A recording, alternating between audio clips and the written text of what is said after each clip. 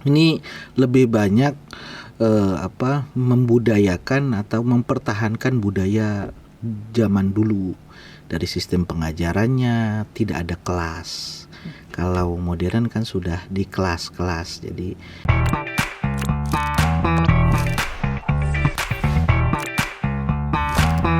Assalamualaikum warahmatullahi wabarakatuh. Sahabat Bontot Podcast, tema kita kali ini akan membahas tentang mengenal pesantren Kobong.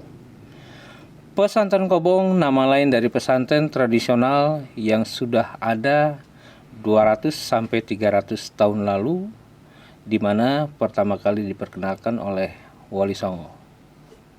Mudah-mudahan benar. Kalau salah nanti pasti ada yang koreksi. Nah, untuk membahas itu sudah hadir bersama kita Kiai Haji Maki, pimpinan pesantren tradisional Miftahul Jannah Pandeglang. betul. Pak Kiai, sapaan akrabnya saya panggil Kak Haji. Ya, Apa kabar Kak Haji? alhamdulillah sehat Pak Ihsan. Terima kasih sudah hadir. Alhamdulillah. Terima kasih juga udah diundang ini. Jadi saat ini mungkin sedikit masyarakat yang masih mengenal istilah pesantren Kobong. Ya. Padahal dia adalah cikal bakal pendidikan modern. Dia bertahan ratusan tahun dengan sistem pendidikan yang mengusung integritas, moral dan aplikasinya. Itu yang saya pahami. Yep. Itu. Nah, kita coba cari tahu bagaimana eksistensi pesantren Kobong saat ini. Gimana Kak Haji? Alhamdulillah sampai saat ini pesantren Kobong pada khususnya di Banten, bahkan mungkin di Nusantara itu masih eksis sampai saat sekarang. Sampai saat sekarang ini masih eksis dan mudah-mudahan terus eksis pendidikan pondok Amin. Kobong ini sampai ke depan juga, sampai ratusan tahun ke depan juga. Nah, Kak Haji, yang disebut Kobong itu apa artinya? Kobong itu bahasa kaprah ya, bahasa kaprahnya di Banten, karena Kobong itu dikenal juga di Banten. Kalau di luar Banten itu tidak begitu dikenal bahasa Kobong ini. Jadi Kobong itu pondok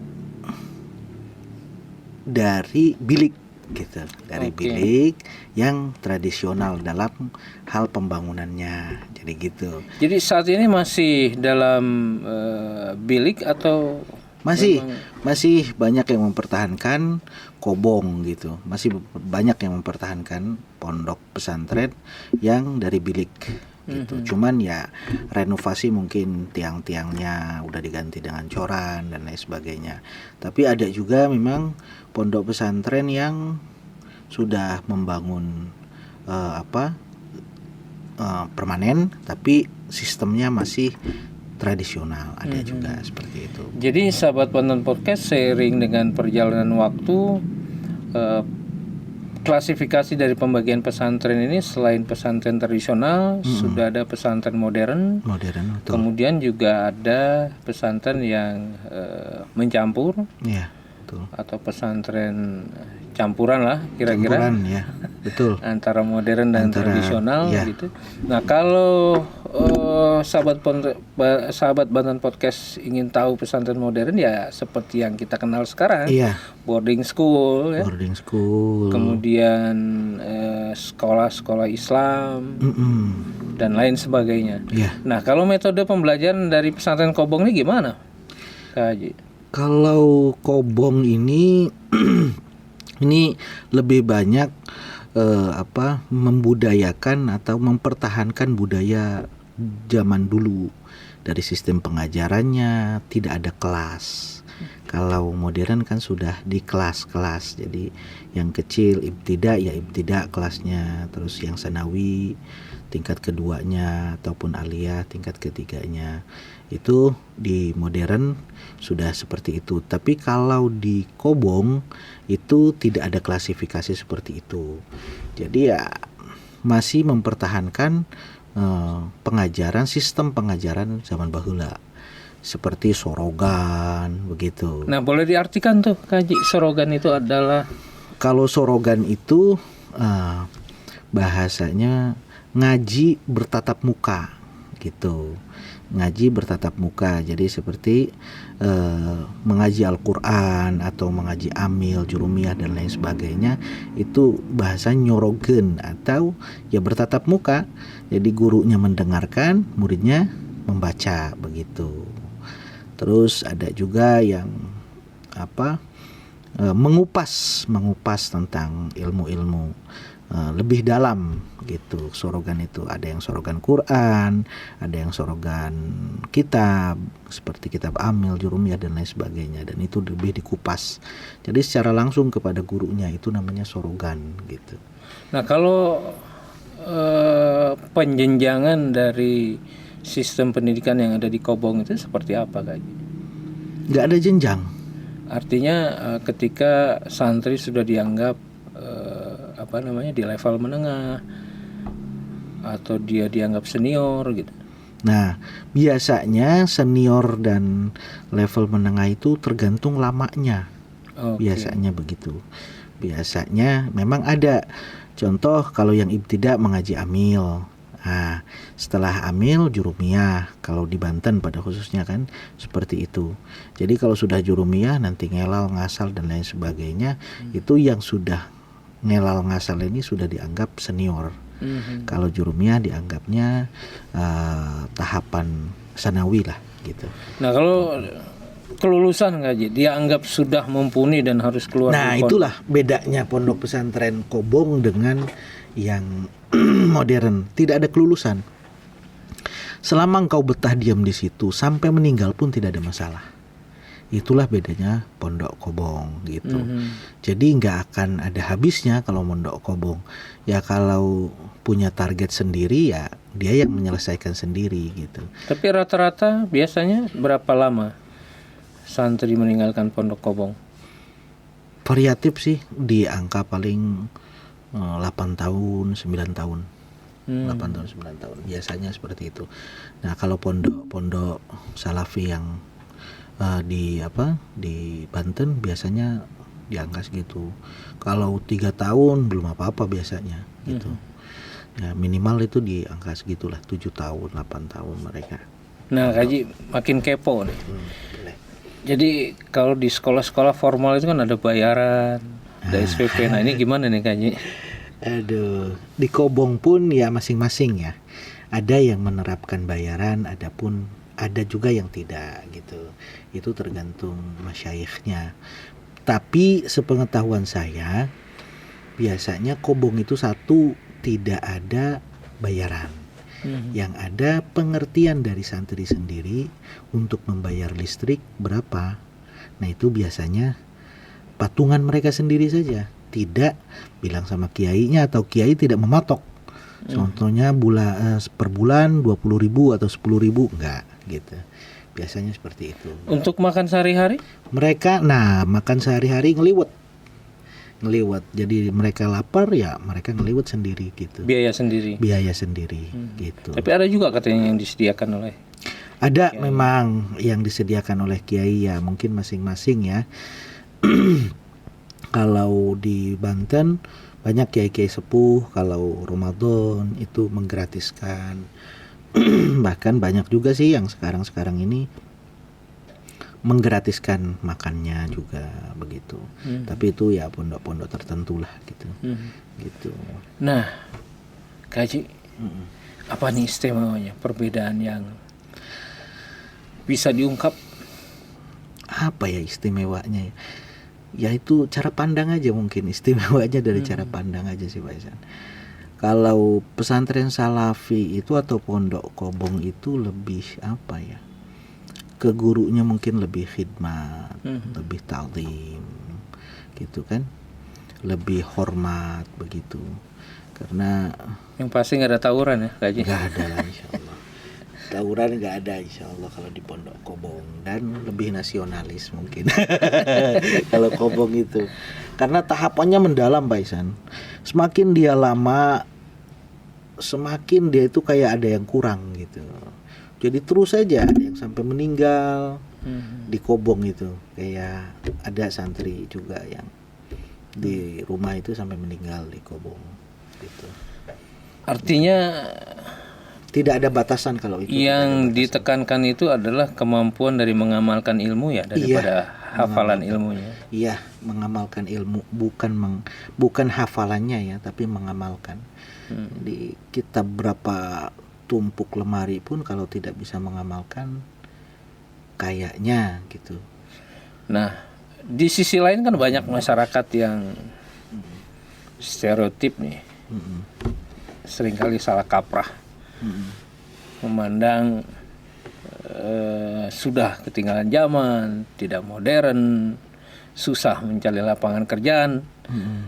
Apa komentar dan tanggapan Kak Haji? Komentar saya sih begini, kalau ya memang kalau ketinggalan zaman itu kan cara pandang ya Pak Ihsan ya. Kalau kami itu di Pondok Salafi itu atau Pondok Kobong itu meninggalkan zaman. Bukan ketinggalan zaman tapi meninggalkan zaman. Dan itu hanya untuk keseimbangan gitu, keseimbangan.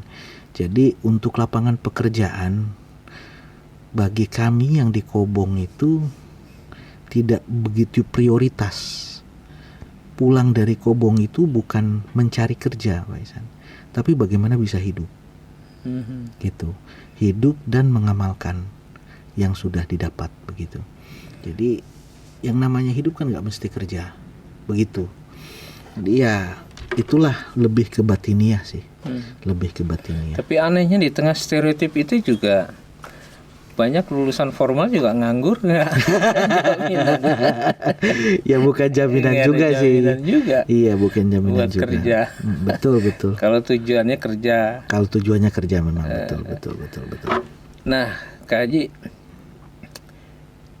supaya sahabat Banten Podcast tahu nih, gimana sih suasana pesantren Kobong itu dari subuh sampai subuh? Oh, dari subuh sampai subuh. Kalau pesantren Kobong itu tidak ada aturan Pak Ihsan. Tidak ada aturan, yang mengatur itu dirinya sendiri. Jadi nggak ada semuanya jam 3 malam harus bangun tahajud. Tidak ada peraturan seperti itu. Peraturan Kobong itu maksimal di jamaah. Jamaah diwajibkan, harus jamaah. Jamaah sholat itu harus gitu. Dan itu tidak mesti awal waktu. Kadang ada di pertengahan ngaji sholat, di pertengahan ngaji adzan, terus diteruskan, terus baru sholat gitu. Cuman kadang biasanya di jamaah paling. Nah, pagi subuh jamaah. Setelah subuh biasanya sorogan Quran ataupun apapun lah, atau ada yang ngaji balagan kitab juga. Itu masing-masing pondok. Tapi kalau di pondok saya itu sorogan sampai jam 7. Setelah itu mereka sarapan sampai jam 10. Dari situ ya kita ngaji, zuhur, istirahat. Setelah itu mereka tidur siang. Nah nanti jam 4 mulai ngaji lagi, jamaah ya, sholat zuhur jamaah, terus asar jamaah, terus setelah itu ngaji, setoran biasanya kita sebut kalau di pondok saya, karena pondok saya tahfidz, itu setoran habis asar, terus maghrib jamaah, habis maghrib itu ada wiridan biasanya, wiridan yang dititipkan oleh para masyayikh, kita amalkan di ba'da maghrib sampai isya. Habis isya jamaah, setelah itu takror Quran lagi sampai jam 9-10 lah. Dari situ mereka belajar sendiri, ngapalin sendiri sampai pagi lagi gitu. Dan biasanya santri Kobong itu jarang tidur malam. Ya, bahkan begadang itu ya dunianya begitu.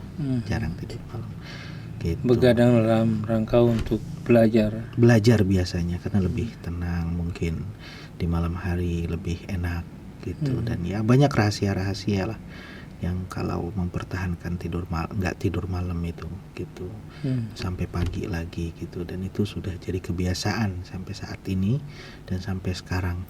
Biasanya kalau santri laki-laki itu bahkan tidur itu dari ba'da subuh atau ba'da duha sampai jam 11 gitu biasanya. Ba'da duha sampai jam 11 gitu. Nah, Kak Haji, kalau hubungan sosial kemasyarakatan gimana santri dengan lingkungannya? Dengan lingkungan, alhamdulillah, kalau selama ini sih yang diterapkan oleh guru-guru kita itu harus bersosial. Jadi kalau ada undangan, ada apa, kalau di Banten ini kan ada selamatan apa segala macam. Terus kalau ada gotong royong, itu biasanya masyarakat meminta santri atau bilang sama kiai, kita mau roan atau gotong royong gitu, ngebetulin apa segala macam, itu diajak. Dan bahkan masyarakat ini untuk kepake lah gitu sama masyarakat itu, santri itu gitu. Nah, selain pelajaran yang rutin, apakah ada kegiatan lain seperti berwirausaha, ada berbudidaya iya, tanaman biasanya begitu. Ada pelajaran seperti itu ya, seperti pondok-pondok yang sepuh kayak Mama Sanjang, ya, Kadukawang ya, atau pondok-pondok yang lain juga banyak. Biasanya di pagi hari itu gitu Pak Ihsan, kadang ngarit atau nanam padi gitu. Terus diajarin semua, nanam padi lah, terus apa itu melak lauk gitu, apa ya, melak lauk kalau bahasa Sundanya itu melak lauk gitu ya. Terus ya banyak budidaya ikan, terus seperti nembok diajarin Pak Ihsan, nembok gitu. Nembok itu diajarin. Jadi makanya pondok pesantren Salafi biasanya nggak pakai tukangnya satu kalau pembangunan, sisanya anak santri. Cara ngaduk, cara masang keramik segala macam diajarin sama lengkapnya, jadi mandiri. Biasanya begitu. Nah untuk tahap hidup pertama mungkin dari itu. Terus budidaya ikan dan sebagainya semua banyak lah. Diajarin semua. Cara menanam pun segala macam gitu. Kalau animo, antusias atau ketertarikan masyarakat untuk saat ini ya pesantren Kobong seperti apa saat ini? Sampai untuk saat ini masih bagus alhamdulillah Pak Ihsan. Mungkin cuman kalau Kobong itu kecil-kecil sih Pak Ihsan ya. Jumlah santrinya 100 paling banyak itu, paling 50, 20, 30 gitu. Kenapa? Ya karena tidak menjanjikan ijazah itu, sebenarnya hanya itu saja. Tidak menjanjikan. Adapun keterampilan insya Allah siap bersaing. Untuk keterampilan siap bersaing dengan pondok modern, dari budidaya ikan, tanaman, terus cara hidup, kemandirian hidup, itu diajarkan karena kita diajarkan itu. Jadi lebih lengkap sebetulnya ya. Sebetulnya, cuman tidak ada metode pembelajarannya aja atau nggak ada kurikulumnya. Bedanya itu saja. Jadi kalau di pondok-pondok lain itu kan ada kurikulumnya. Kalau yang di modern kan sudah ada kurikulum. Jam segini belajar anu. Kalau di pondok itu bagaimana kiainya? Jadi kalau kiainya nanti ngaji kitab anu, ganti bulan setelah khatam ini ganti kitab anu, itu gimana kiainya, bukan gimana ininya. Terus yang kedua, karena kita meninggalkan zaman itu yang saya katakan tadi, meninggalkan zaman, tidak ada brosur penerimaan siswa. Jadi bagaimana mereka tahu ada satu penerimaan, atau memang tidak ada masa-masa yang dikhususkan untuk penerimaan? Nggak ada. Siapapun yang mau mondok, waktunya kapanpun ya datang gitu. Langsung bergabung dengan proses yang sedang berjalan, betul. Dan silakan mengikuti. Ya, silakan mengikuti apa yang ultimatum atau diajarkan di situ gitu. Apa yang diinikan di situ begitu Pak Ihsan. Nggak ada brosur-brosur penerimaan siswa baru segala macam, nggak ada seperti itu, dan tidak memakai brosur. Jadi pondok itu, Kobong itu, siapa yang Allah kirim ya itu gitu bahasanya. Jadi kalau ada santri ya alhamdulillah, nggak ada santri ya masa kalau sudah ada Kobongnya nggak ada santrinya. Nah itu lebih ke keyakinan. Jadi insya Allah pasti selalu ada ya. Pasti selalu ada. Jadi nggak banyak, karena nggak dilihat banyak. Itulah pendidikan yang saya dapatkan juga begini. Ngapain banyak santri kalau seandainya kita takabur? Untuk apa?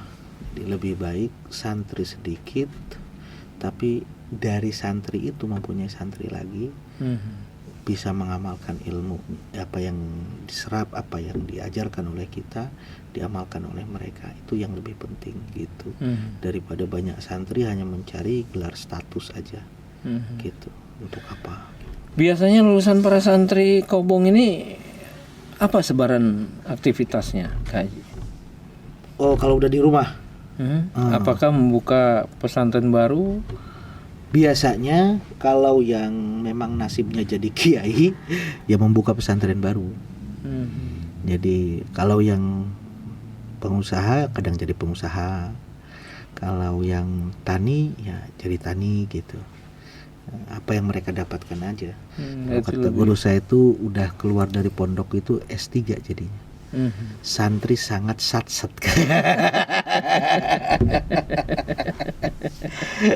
Jadi siap ditaruh dimanapun. Santri salafi insya Allah siap ditaruh dimanapun gitu. Dan tidak bisa disangsikan masalah intelektualitasnya, karena apa yang dipelajari begitu kaya dari khasanah ajaran Islam ya. Betul sekali, betul. Kalau itu mungkin lebih dalam ya untuk referensinya. Kalau kita lihat di pondok-pondok modern, pendidikannya pun untuk referensi kitab-kitabnya kan tidak sebesar pondok pesantren salafi dalam pengajarannya, referensi kitabnya gitu.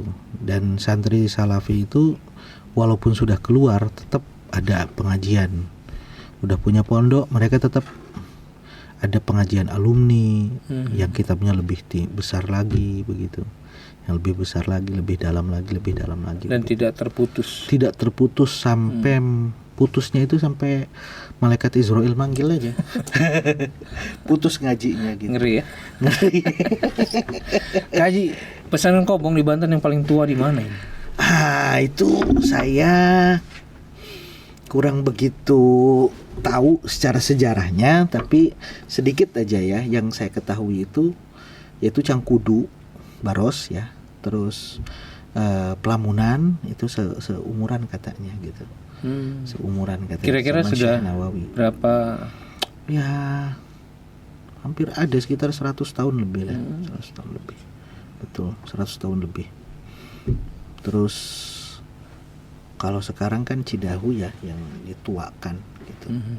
Gitu. Dan Abu Dimyati itu dari tahun 60-an.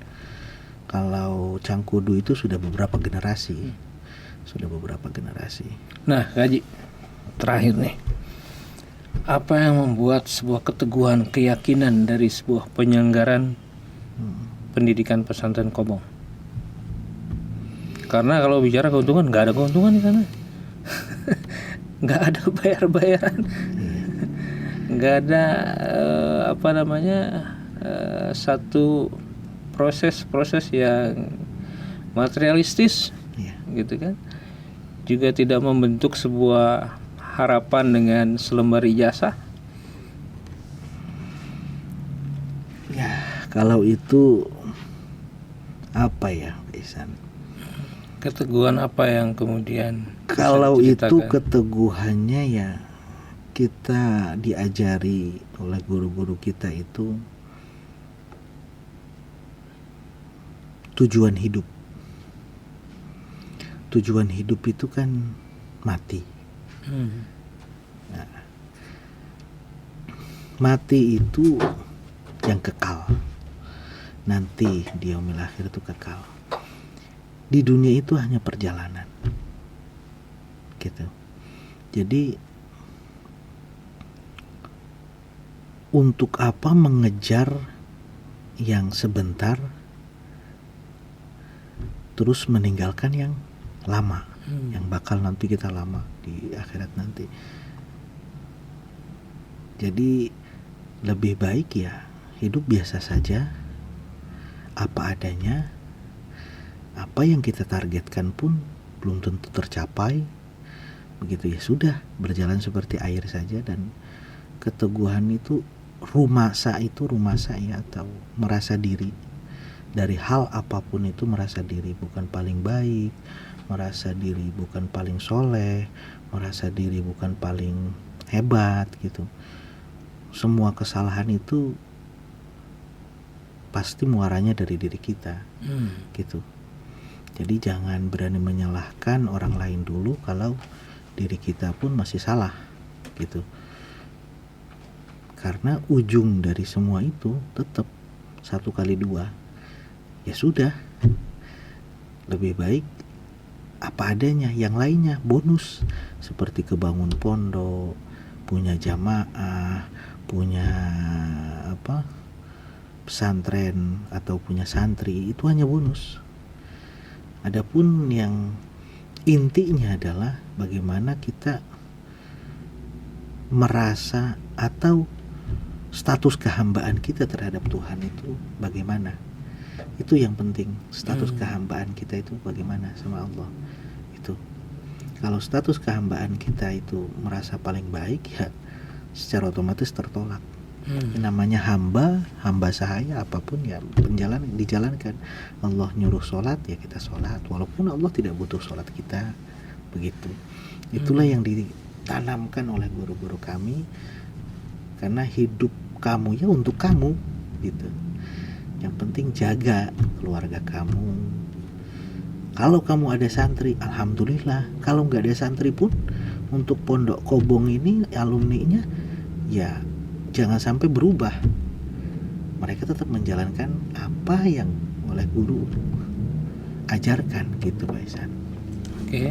Tentang Kobong itu begitu. Jadi akhirnya mau nggak mau, dan yang terakhir tuh begini, galau. Biasanya kan ada galau ya, dalam hidup ini ada galau, kadang begini kadang begitu. Nah biasanya anak Kobong itu pasti balik lagi ke gurunya, akan konsultasi sama gurunya. Nah itulah gurunya yang memberitahu jangan begini.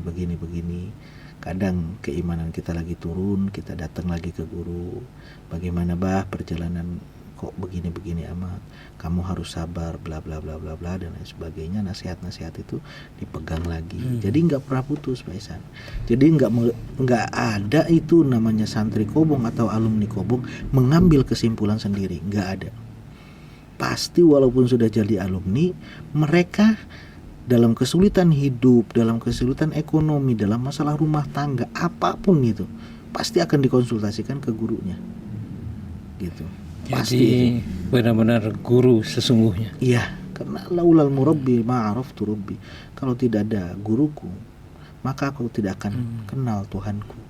Itu. Bukan guru hanya dengan urusan nilai, Bukan.